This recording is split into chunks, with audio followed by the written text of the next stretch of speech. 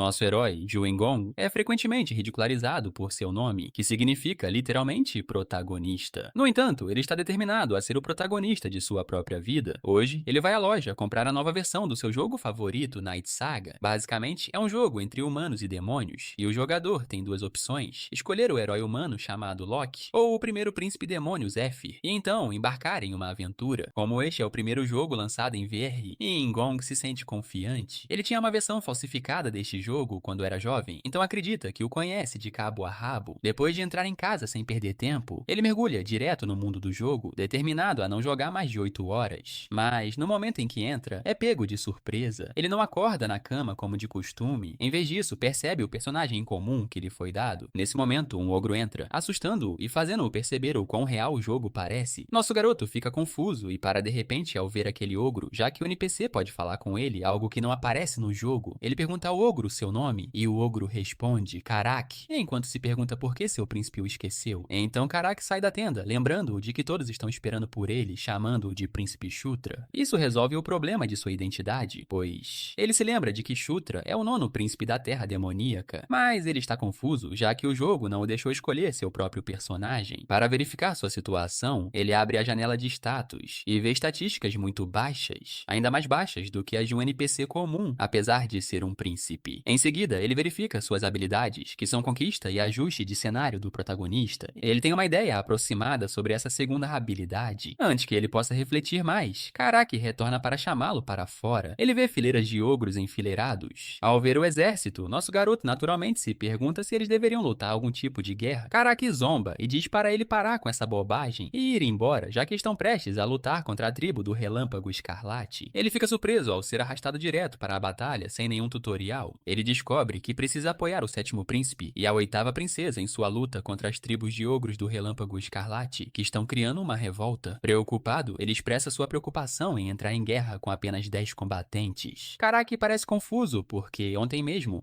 Gong aparentemente sabia que eles estavam apenas patrulhando. Tentando amenizar a situação, Gong abre seu minimapa e descobre um atalho, enquanto Karaki se preocupa com o longo caminho que eles devem seguir. Gong insiste que Karaki o siga, já que conhece um caminho mais rápido. Eles entram na floresta e escalam um penhasco, o que deixa nosso garoto completamente exausto. Karaki fica atordoado ao ver um portão e ainda mais surpreso com a habilidade de seu príncipe em encontrar tal caminho. Mas ao notar sua expressão cansada, fica preocupado. No momento seguinte, uma luz dourada o envolve e uma notificação aparece informando que ele subiu de nível. Ele fica surpreso ao ver que não só subiu de nível apenas andando, mas também ganhou atributos aprimorados, 2 pontos adicionados automaticamente e 2 pontos extras restantes para ele alocar. Seu exército o incentiva a seguir em frente. Ele se esconde, pronto para enfrentar o que quer que o aguarde dentro do portão, porque não está sozinho. Além disso, ele confia em sua habilidade de ajustar o cenário do protagonista, já que serve como armadura para o enredo. Dentro do portão, eles encontram uma caverna. Karaki imediatamente percebe que o objeto deve ter sido criado por anões. Corre o boato de que os anões abandonaram a Terra Demoníaca há muito tempo, pois ninguém os via há séculos. De repente, eles avistam um tesouro brilhando à sua frente e seus rostos se iluminam. Os ogros presumem que o tesouro deve ter sido deixado por anões e imediatamente começam a saqueá-lo. Olhando ao redor, Shutra também procura algo adequado para si, mas a maioria dos itens está muito além do seu nível. Alguns não são compatíveis com sua capacidade mágica e outros são simplesmente pesados demais para ele carregar. No final, ele percebe que não pode levar nada útil naquele nível, então decide armazenar os itens em seu inventário. Ele verifica se tem uma, e de fato tem. Testando-a, ele guarda uma arma dentro. Tudo o que ele precisa fazer é tocar em um item e pensar em guardá-lo, e pronto. De repente, ele vê a tribo do Relâmpago Escarlate se aproximando em seu mapa e avisa a todos. No momento seguinte, a muralha explode e a gangue do Relâmpago Escarlate irrompe, com seu líder Kai Shan se gabando de ter encontrado seus inimigos. A batalha entre os ogros verde e vermelho começa, enquanto nosso garoto fica parado ali, confuso sobre o que fazer. Por fim, ele decide matar alguns inimigos para ganhar pontos de experiência. Ele ataca um ogro, mas o corpo dele é tão resistente que sua espada quebra. O ogro vermelho então se volta contra ele. Enquanto corria, ele tropeça em uma pedra e cai com força. Seus PV caem para um único ponto. Quando o ogro vermelho está prestes a matá-lo, seu amigo ogro corre e o salva, pedindo que ele saia dali imediatamente. Abalado até a medula, ele decide que já chega do jogo por hoje. Abre o menu principal, mas a primeira coisa que nota é que não tem mais habilidades. Verificando mais a fundo, fica perplexo ao ver que não há opção para sair. A única conclusão que ele consegue tirar é a de que está preso dentro dentro do jogo. Nesse momento, Kaishan avança e lança uma rajada de magia diretamente nele. Nosso garoto não quer morrer ali, mas a magia o drena completamente. Suas pálpebras pesam, e quando ele finalmente fecha os olhos, seu HP cai para zero. Ele abre os olhos e se vê em um espaço vazio. Por um momento, ele se assusta, pensando que pode estar morto. No instante seguinte, uma luz brilhante surge, e dentro dela está uma mulher que o informa que ele é o predestinado a vir para cá. Ela o aconselha a conquistar, escravizar e então governar. Antes que ele possa entender qualquer coisa, é atingido pela luz brilhante, e no instante seguinte, abre os olhos novamente, desta vez no campo de batalha. Enquanto isso, os dois clãs de ogros se enfrentam ferozmente. Kaishan acha que os ogros verdes são tolos por virem com uma força tão pequena. Ele ordena que seus homens os exterminem. Então ele percebe nosso garoto parado ali, com uma luz dourada envolvendo seu corpo. Uma notificação o informa que ele despertou a habilidade de telecinese. Ele nunca aprendeu tal habilidade, mas investigando mais a fundo, percebe que telecinese é uma subcategoria de sua habilidade de Cavaleiro da Conquista. Kaishan ordena que seus lacaios matem Shutra, enquanto os ogros verdes instintivamente formam um círculo para protegê-lo. Olhando para a tela de notificação, Shutra lembra que Cavaleiro da Conquista não é uma classe de cavaleiro padrão. Ele não entende como obteve essa habilidade, mas ela parece gravada em sua mente, algo que ele pode usar por instinto. Ele entoa um feitiço, ativando sua habilidade sob a bandeira do rei. Essa habilidade concede um aumento de poder a todos os aliados nas proximidades. Os ogros verdes imediatamente sentem uma força avassaladora inundando seus corpos. Encorajados por seu novo poder, eles avançam e atacam o inimigo, subjugando-o e derrotando-o rapidamente. Kaishan, observando isso, não consegue acreditar na repentina onda de força que os ogros verdes estão demonstrando. Então, ele percebe nosso garoto lá atrás e percebe que ele deve ser o responsável por essa jogada de poder. Kaishan lança um feitiço contra ele, mas antes que ele o atinja, Karak se interpõe entre eles. Usando sua habilidade novamente, Shutra aumenta o poder de Karak e ordena que ele avance. Em um movimento rápido, Karak corta o pescoço de Kaishan. Vendo a queda geral, os ogros relâmpagos carmesim começam a recuar. Eles decidem não deixá-los escapar. Enquanto isso, ele recebe várias notificações de subidas de nível, o que o surpreende. Naquele momento, Karak analisa suas estatísticas e a fonte de seu poder, olhando para suas pegadas. Ele se pergunta se Shutra está por trás disso. Após a batalha, os ogros se acomodam em seus acampamentos. Dentro de sua barraca, nosso garoto fica frustrado por ainda não encontrar nenhum botão de logout. Ele tenta se acalmar e refletir sobre a situação. Ele imagina duas possibilidades. Primeiro, que ele está dentro de um jogo e talvez haja um bug que será corrigido com uma nova atualização. Mas a outra possibilidade é muito mais assustadora. Essa pode ser a realidade dele e não um jogo. Pensando bem, ele considera que, assim como em romances e histórias em quadrinhos, ele pode ter sido transportado para um mundo alternativo semelhante a um jogo. Tudo parece real, incluindo os NPCs se comunicando naturalmente, e ele consegue até ver coisas que normalmente seriam censuradas. Decidindo manter uma atitude positiva, ele se tranquiliza, pois, pelo menos não nasceu um monstro. Além disso, ser um príncipe não pode ser tão ruim assim. Naquele momento, ele é chamado para fora por Karak, que exige uma luta de sparring com ele. Nosso amigo não entende a lógica por trás disso. Karak explica que, como ele é o futuro líder, quer saber seu nível de esgrima para se preparar para o futuro. Ele ainda hesita, mas Karak lhe joga uma espada, prometendo se conter. Nosso garoto retruca, presunçoso, perguntando se aquela é a maneira correta de falar com um príncipe. Cheio de determinação, ele então diz a Karak para levar isso a sério, mas é só conversa e nenhuma habilidade. No momento seguinte, ele não consegue nem mesmo desferir um único golpe. Quando Karak contra-ataca e ataca, Shutra é jogado para trás com um grito. Preocupado, Karak pergunta se ele está bem, apenas para receber um comentário imediato dele de que não deveria atacar tão repentinamente. Naquele momento, uma notificação aparece informando que ele adquiriu a habilidade básica de esgrima. A princípio, ele não entende de onde veio. De repente, seus olhos se arregalam em compreensão ao se lembrar de quando foi atingido pelo ataque de telecinese de Kaishan e, de alguma forma, adquiriu uma habilidade semelhante. Ele se pergunta se ganha novas habilidades sempre que é atingido por uma habilidade específica. Karak, no entanto, está prestes a encerrar a sessão de treino quando a voz do nosso amigo o interrompe. Olhando para trás, ele declara confiantemente que está apenas começando a partida. Quando Shutra avança novamente, Karak percebe que seus movimentos melhoraram significativamente. Ainda assim, ele está confuso sobre o motivo do péssimo desempenho de seu príncipe no início do treino. É quase como se Shutra tivesse pego o jeito de repente. Quando Karak o empurra para trás, ele pergunta presunçosamente se Shutra acha que ele melhorou. Com uma pausa, Shutra muda de assunto e pergunta sobre o nível de Karak. Karak responde que está no nível 21. Olhando para sua própria tela, Shutra vê que está apenas no nível 7, mas espera alcançar Karak em breve. Basicamente, ao contrário dele, as pessoas deste mundo precisam de um feitiço de avaliação para verificar seu nível. É por isso que ele tem tanta vantagem, pois pode visualizar suas próprias estatísticas, pontos extras e monitorar seu nível livremente. Correndo em direção ao seu braço direito, ele está determinado a se tornar mais forte. Então ele faz uma pausa e muda sua resolução. Não quer apenas se tornar forte, mas sim crescer mais rápido do que qualquer outra pessoa. Basicamente, a saga do Arco Demoníaco da Noite gira em torno da jornada de Zephyr para se tornar o Rei Demônio. Para conseguir isso, Zephyr mata todos os seus irmãos, incluindo Shutra, no ano 517. Agora, calculando a linha do tempo, nosso garoto percebe que está atualmente no ano 512. Isso significa que ele ainda tem algum tempo para lidar com esse problema, porque de qualquer forma, Zephyr acabará vindo atrás dele. A melhor maneira de evitar ser morto é se tornar mais forte que o próprio Zephyr. Seus pensamentos são interrompidos por Karak, que o lembra de algumas reuniões. Ele não tem ideia de nenhum encontro, mas em vez de responder, Karak o incentiva a ir junto. Instalando-se em uma tenda, ele descobre que o encontro é com seus irmãos, o sétimo príncipe, Chris Moonlight, e a oitava princesa, Caitlyn Moonlight. Chris enfatiza que Shutra deveria se sentir confortável com ele, já que são irmãos. Caitlyn gentilmente o lembra que é o primeiro encontro deles, então é natural que ele se sinta constrangido. Chris então pede que ele o chame pelos nomes. Shutra lembra que esses dois são bem problemáticos dentro do jogo. Eles são filhos da quarta rainha, Elaine Moonlight, a rainha dos licantropos. Um dia antes do grande massacre, eles também são mortos por Zephyr e seus outros irmãos, principalmente por causa de Caitlyn, que é filha ilegítima do Rei Demônio. Caitlyn então exige saber por que ele lutou contra os ogros vermelhos em vez de patrulhar conforme as instruções. Ele explica que o ataque foi inesperado até mesmo para eles. Preocupada, ela pergunta sobre seu bem-estar, já que ele é considerado o filho mais fraco do Rei Demônio. Observando a preocupação dela, ele não entende por que ela demonstra tanto carinho por Shutra. Para irmãos demônios, tamanha proximidade é incomum. Chris também o lembra que, se ele se colocar em perigo novamente, enfrentará a bronca de Caitlyn. Nosso garoto fica surpreso com a gentileza deles. De repente, um pensamento lhe vem à mente enquanto ele pensa em despertar a habilidade da aura, já que seus dois irmãos deveriam ser usuários de aura como licantropos. Alegremente, ele lhes pede um favor, mas quando revela que quer que ela o acerte com sua aura, ela fica atordoada. Por um momento, ela nem sequer entende e o choque persiste. A cena muda para o campo de batalha, onde os ogros de Shutra e a tribo do Relâmpago Escarlate lutam furiosamente. Entre eles, um ogro da tribo do Relâmpago ataca o General Bandal, mas ele o mata instantaneamente. No momento seguinte, o general dá uma ordem para eliminar todos e promete uma recompensa ao lutador com mais mortes. A cena muda novamente e ele se vê de volta ao vazio. A mesma mulher está parada diante dele. No momento seguinte, ele vê outras figuras por perto, pessoas que não se lembra como personagens do jogo. Ele acorda em sua cama e a primeira coisa que vê é o rosto de Karak, o que o assusta. Karak o informa que foi nocauteado pelo golpe de aura de Caitlyn. No momento seguinte, ele percebe que despertou a habilidade da aura. Karak também percebe e não consegue acreditar que nosso garoto conseguiu despertar a aura apenas sendo atingido por ela. Ele admite. Karak se pergunta se o príncipe usou o mesmo mojo durante a recente batalha contra o clã do Relâmpago, o que ele admite novamente. Então nosso garoto pergunta se algo significativo aconteceu enquanto ele estava fora. Karak o informa que a força principal já venceu a batalha contra o clã do Relâmpago Carmesim, e isso o assusta, pois ele presumiu que ele e seus sétimo e oitavo irmãos deveriam enfrentar apenas os ogros vermelhos. Karak explica que a tribo é grande demais para ser derrotada apenas por sua pequena força. Quando Shutra pergunta sobre o comandante da força principal, Karak responde que era o General Bandal. Ele se lembra de Bandal do jogo como um dos personagens mais fortes, alguém que ele realmente admirava durante seu tempo como Zephyr. Mas então ele para abruptamente, lembrando que o General Bandal eventualmente se torna subordinado de Zephyr no ano 515. Isso significa que Shutra agora tem uma oportunidade rara. Se agir cedo, ele pode tornar Bandal seu próprio subordinado antes que Zephyr tenha a chance. Ele sabe tudo sobre ele, até mesmo sua comida favorita. O problema, porém, é que Bandal só se submete a alguém que o derrota em um duelo. Ainda assim, Shutra está determinado a usar esse conhecimento a seu favor e planeja aproveitar o tempo disponível para garantir a lealdade de Bandal. Mais tarde, no acampamento de Caitlyn, nosso garoto demonstra sua aura de primeiro nível para os Irmãos do Luar. Chris fica surpreso ao vê-lo dominar a aura de nível iniciante em apenas um dia. Sem que eles soubessem, Shutra havia investido todos os seus pontos de atributos em aura, pois ela oferece um aumento muito maior nas capacidades físicas em comparação com a telecinese. Chris, ainda perplexo com a impossibilidade, supõe que isso deve ter sido possível graças à Gundharva de Shutra. Chris então pergunta se ele pode criar um mapa subterrâneo. Shutra percebe que pode usar seu minimapa para isso e rapidamente pede caneta e papel. Depois de um tempo, ele desenha um mapa detalhado, recebendo elogios do irmão mais velho. Impressionados, os Irmãos do Luar sugerem que usem esse conhecimento dos túneis para emboscar os ogros do Relâmpago Escarlate restantes, a maioria dos quais já foi exterminada pela força principal. Depois disso, Chris lhe pede um favor. Mais tarde, Shutra se se vê patrulhando a área com Karaki e seus subordinados. Sendo o irmão mais novo, ele frequentemente recebe tarefas sérvias como essa. Karaki, no entanto, está satisfeito, dizendo que pelo menos eles têm reforços desta vez. Algo com que Shutra concorda, acrescentando que é apenas por causa do trabalho duro deles. Naquele momento, ele avista Caitlyn envolta em um manto. Ela o incentiva a não mencionar sua presença, já que planeja segui-los em segredo. Ela explica que só intervirá se algo colocar sua vida em risco. Caso contrário, ele terá que lidar com a situação sozinho, pois é sua verdadeira conquista. Shutra, ao ouvir isso, duvida da sanidade da irmã. Sua companheira, uma mulher, se apresenta como Sarah, a ajudante de Caitlyn. Eles avançam para dentro da caverna, onde descobrem baús vazios, provavelmente sobras de anões que já devem ter levado seus pertences valiosos. Shutra se pergunta em voz alta por que as armas foram deixadas para trás, e Karaki responde que os anões provavelmente não as consideravam valiosas. Nesse momento, Karaki sente alguém se aproximando. Shutra verifica o mapa e confirma que há inimigos vindo em sua direção. Agindo rapidamente, ele abre seu inventário e pega um único frasco de feitiço relâmpago, um item que ele havia guardado exatamente para emergências como aquela. Ele ordena a Karaki que ordene que todos fechem os olhos até que ele dê o sinal, deixando seu braço direito confuso. Momentos depois, eles veem inúmeros olhos brilhando na escuridão da caverna. Os olhos pertencem a dezenas de aranhas de pedra, cada uma com a capacidade de infligir um poderoso veneno paralisante. Após lançar o feitiço do Flash, ele ordena que todos fechem os olhos enquanto o feitiço explode em uma luz ofuscante. O Flash enfraquece as aranhas de pedra, criaturas que prosperam na escuridão. Sem hesitar, ele ordena que seus subordinados as matem. Eles avançam, armas em punho, e começam a massacrar as aranhas enfraquecidas. Verificando o mapa, ele nota um ponto vermelho maior entre os menores, um indicador do líder, já que aranhas de pedra sempre viajam em grupos liderados por uma. Ele imediatamente ordena que Karaki o siga para lidar com o chefe. Sem dizer uma palavra, os dois seguem direto para lá. Karaki não perde tempo e brande seu machado contra o monstro, mas o golpe deixa apenas um arranhão superficial em seu exoesqueleto rígido. Arboy percebe que a estrutura externa do chefe é quase imune a armas como machados. O fogo é a única fraqueza que pode derrotá-lo, mas ele não tem habilidade para usar magia de fogo. O chefe ruge enquanto o monstro avança em sua direção. Ambos ficam tensos, e Shutra explica que eles precisam de fogo para derrotá-lo. Karaki ressalta que eles não têm como produzir fogo naquela situação. Nesse momento, a voz de Caitlyn ressoa, ordenando-lhe que levante a espada. Ele obedece instintivamente. No instante seguinte, sua lâmina explode em chamas. Ela pergunta calmamente se isso é o suficiente para ele lutar. Sem perder mais tempo, ele avança contra o chefe e o corta com a espada flamejante. O golpe é devastador, o suficiente para queimar o exoesqueleto e matar o monstro com um único golpe. Após essa conquista, ele sobe de nível e chega ao 9. Preocupada, Caitlyn pergunta sobre seu bem-estar e sobre a habilidade que ele acabou de usar. Ele ignora, dizendo que é uma espécie de bênção que às vezes recebe. Ela supõe que deve vir do Gandharva e ele decide entrar na brincadeira. Mesmo assim, ela continua curiosa. A resposta dele aos ataques da aranha parece refinada demais, quase como a de um lutador experiente. Ele se desculpa, dizendo que aprendeu nos livros, embora, na verdade, já tenha lutado contra essas criaturas inúmeras vezes no jogo. A conversa é interrompida por Karaki, que avista uma grande porta que acabaram de descobrir. Eles decidem investigar o que há lá dentro. Olhando para a porta, Shutra fica chocado ao encontrar um portal da cidade. Karaki pergunta se ele sabe sobre tal item. Shutra responde vagamente que tem alguns palpites. Examinando os padrões no chão, ele os reconhece como objetos de naves anãs, algo que já havia visto antes ao selecionar personagens heróis no jogo. Ele conclui que é preciso mana para ativar e informa Caitlyn que o cristal é de fato um portal. Sarah também estuda o desenho e concorda com a conclusão dele. Caitlyn demonstra interesse em saber para onde o portal leva, enquanto Sarah sugere procurar na área por inscrições que possam fornecer mais detalhes. Nesse momento, Karaki encontra uma placa de pedra na parede. Observando a escrita desconhecida, ele presume que deve estar escrita na língua dos anões. Caitlyn pergunta se ele consegue ler, mas ele responde negativamente. Ela se vira para Sarah, que também admite que não consegue. Para espanto de todos, Shutra de repente começa a ler o tablet em voz alta. Ele contém informações sobre o portal número 2 da Montanha Gishka e afirma que ele está conectado ao portal número 3. Ele próprio fica surpreso ao perceber que consegue entender e pronunciar a língua dos anões. Seu sistema confirma isso, notificando-o de que ele despertou o nível 1 da língua dos anões. A revelação o faz questionar sua própria capacidade de adquirir conhecimento de uma forma tão incomum. Karaki e Caitlyn ficam surpresos por ele realmente conseguir ler a língua dos anões. Sarah, no entanto, está mais interessada no conteúdo escrito abaixo da inscrição principal. Ele responde que o portal precisa de injeção de mana para ser ativado e pede à irmã que o faça. Caitlyn protesta, dizendo que ele mesmo pode fazer isso. Ele se desculpa, dizendo que é desajeitado com mana, em vez de revelar a verdade de que não consegue usar mana algum. Com Concordando finalmente, Caitlyn infunde seu mana no portal. No momento seguinte, uma imagem projetada da montanha Gishka aparece, conectada à localização atual deles. Isso significa claramente que o portal número 3 está localizado lá, o que também sugere a existência de mais túneis anões. Karak fica encantado com a descoberta, já que as principais forças da tribo do Relâmpago Escarlate também estão situadas na montanha Gishka. Shutra concorda, observando que isso lhes dá uma excelente oportunidade para emboscar o inimigo. Caitlyn então ordena que o grupo descanse um pouco antes de voltar para discutir a situação com Chris. Todos concordam. No dia seguinte, eles relatam tudo a Chris, que fica extremamente satisfeito com a descoberta e dá os créditos a Shutra. Ele então pergunta qual recompensa seu irmão mais novo gostaria. Shutra tenta recusar, mas Chris insiste. Como seu irmão mais velho e líder, ele diz que é sua responsabilidade recompensá-lo por tal conquista. Após alguma hesitação, Shutra avisa que seu pedido pode parecer irracional. Chris o tranquiliza. Então Shutra finalmente revela que quer que seu irmão mais velho lhe ensine a arte do punho do deus besta. A revelação assusta Chris. Na verdade, Shutra sabe que não consegue usar armas adequadamente devido ao seu baixo nível atual, mas as artes marciais, especialmente esta, apresentam uma oportunidade. A arte do punho do deus besta é uma técnica rara e poderosa de nível S, geralmente transmitida apenas entre a linhagem real dos licântropos. Shutra espera que seu irmão recuse e rapidamente lhe garante que não se importará se Chris recusar, mas Chris o surpreende ao concordar